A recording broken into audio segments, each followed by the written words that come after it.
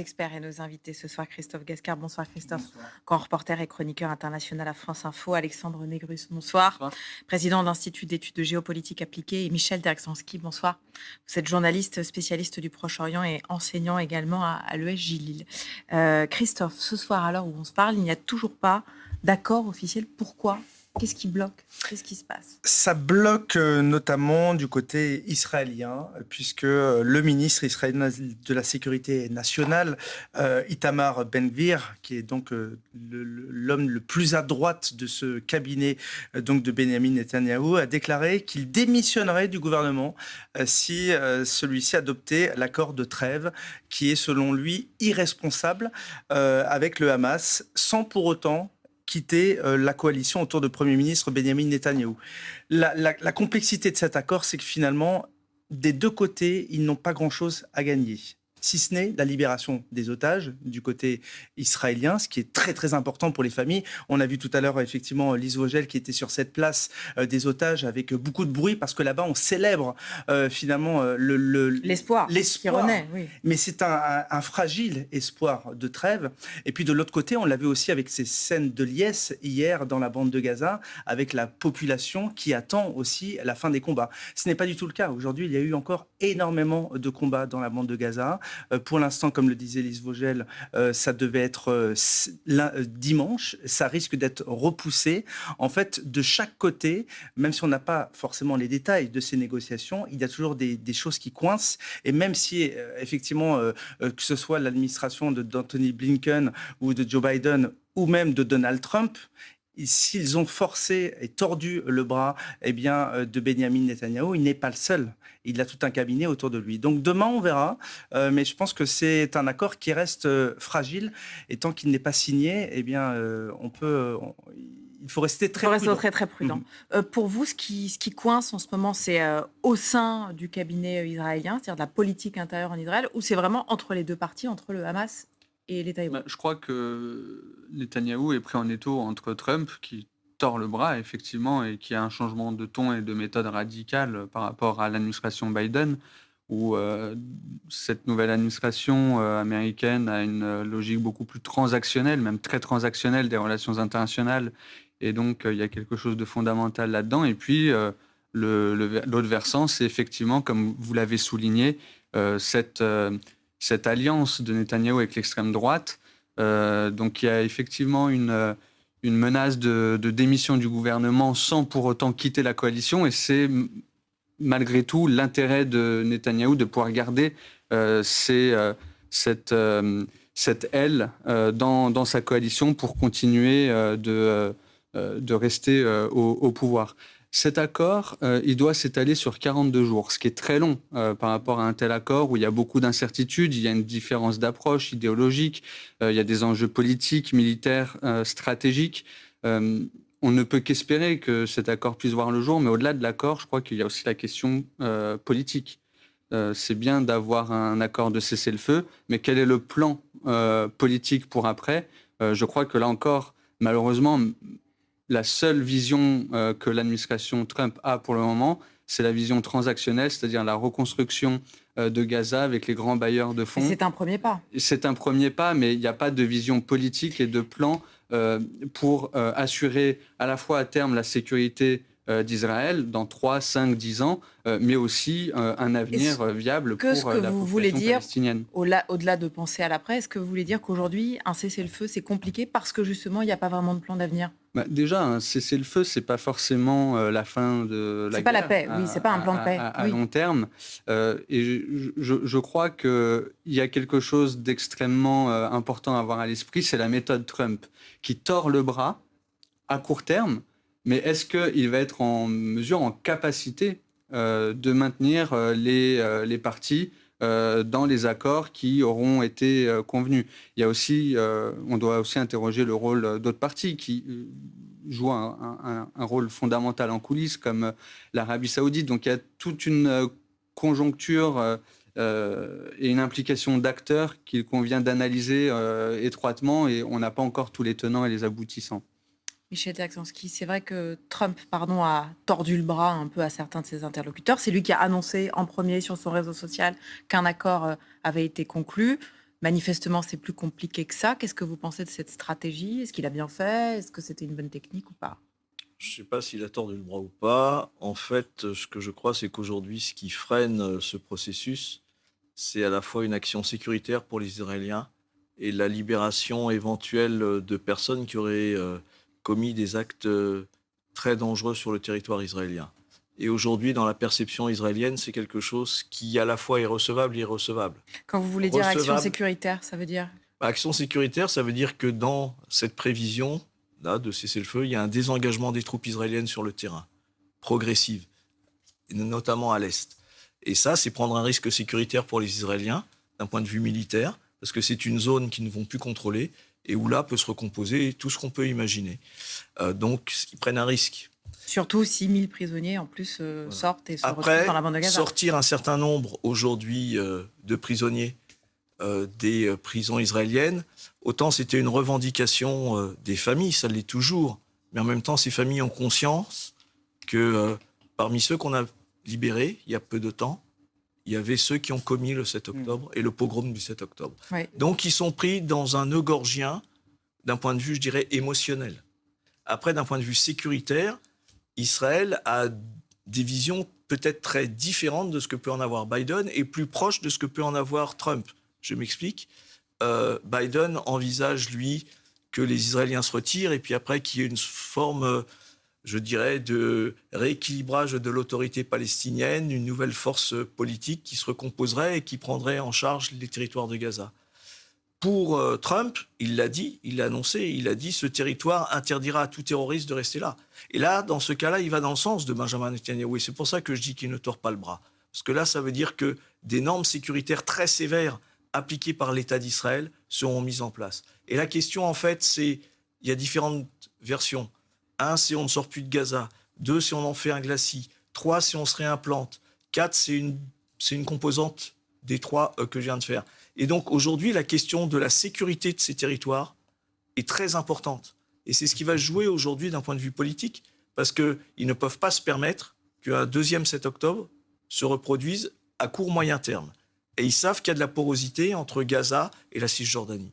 Je suis entièrement d'accord avec Michel parce qu'il y a un traumatisme dans la population israélienne et j'ai eu l'occasion de les rencontrer plusieurs fois, notamment sur cette place des otages, lorsque je leur parlais effectivement de la libération des prisonniers palestiniens. Ils en ont peur hein, parce que c'est un échange, donc on le rappelle quand même, entre ceux qui ont été capturés le 7 octobre et donc avec des prisonniers palestiniens qui vivent donc actuellement dans les prisons en Israël. Et il faut se souvenir qu'en 2006, Gilad Shalit a donc été ce soldat franco-israélien, a été capturé pendant 5 ans. Et l'échange a été fait contre 1027 prisonniers palestiniens. Et parmi eux, il y avait justement Yahya Sinwar, l'instigateur du 7 octobre. Donc ce que m'expliquait finalement la population israélienne, c'est que, bien évidemment, ils veulent le retour de leurs otages. Et ils l'espèrent, ils sont dans une incertitude. Il faut comprendre la douleur de ces familles, ils ne savent même pas s'ils sont vivants. Ouais. Donc c'est absolument terrible ce qu'ils vivent. Mais en même temps, ils ont conscience aussi que les libérer à n'importe... finalement de les retrouver et de libérer en échange des prisonniers palestiniens à n'importe quel prix, ce serait aussi une menace pour la sécurité d'Israël. Ce serait un peu une vision court-termiste de les faire libérer contre autant de prisonniers. C'est compliqué et c'est pour ça aussi que les négociations mettent autant de temps. Je rappelle quand même que le 27 février dernier, Joe Biden annonçait que l'accord de cessez-le-feu allait être fait dans les 48 heures. On est quasiment un an après. Donc la paix, on en est loin, on est peut-être proche d'un cessez-le-feu. La paix, j'allais dire, c'est pas pour demain, même si on l'espère tous autour de ce plateau. C'est ce que disait aussi Christophe tout à l'heure, c'est que finalement, peut-être les deux parties n'ont pas forcément tout à fait intérêt, en tout cas pour l'instant, à cet accord. Les Israéliens, vous avez rappelé leur crainte de voir des prisonniers palestiniens être libérés. Et puis le Hamas, on peut imaginer qu'ils ont cette monnaie d'échange aujourd'hui. Et on imagine mal pourquoi ils s'en sépareraient. Tout à fait, mais d'ailleurs... Sauf que Trump leur a promis l'enfer. Exactement. C'est pour ça que c'est important d'analyser les discours des dirigeants. Quand ils promettent l'enfer, il y a un sens derrière cela et ils s'adressent à la fois aux partenaires israéliens, mais aussi au Hamas. Mais il y a un triple contexte, à mon sens. Premièrement, c'est celui de l'affaiblissement considérable du croissant chiite. qu'a entrepris Israël depuis le 7 octobre 2023 et qui s'est matérialisé jusqu'à cet effet domino avec la chute de Bachar el-Assad en fin d'année dernière. Le deuxième élément de contexte, c'est l'investiture à venir de Donald Trump. Et puis, le troisième élément, c'est la rencontre à venir demain entre le président iranien et Vladimir Poutine pour signer un accord de partenariat stratégique global. L'intitulé de ce partenariat, c'est le même que celui que la Russie a conclu il y a un an avec la Corée du Nord. Donc Trump cherche à envoyer des signaux. Il avait besoin déjà d'avoir une victoire stratégique à son actif avant même d'être investi.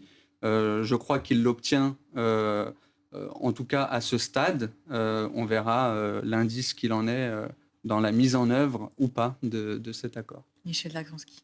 Là-dessus, je crois qu'effectivement, il y a eu un effondrement de ce qu'on pourrait appeler l'axe chiite. Ça, c'est certain. Maintenant, on peut penser aussi que dans la tête du prochain président des États-Unis, M. Donald Trump, il y a aussi le fait qu'au-delà de cet accord que la Russie va signer avec l'Iran, c'est le fait qu'Israël, en se désengageant de Gaza, il désengage des ressources et que ces ressources, demain, elles peuvent être mobilisées en direction de l'Iran. Et je pense que le dernier numéro qui est sur la carte aujourd'hui, c'est l'Iran.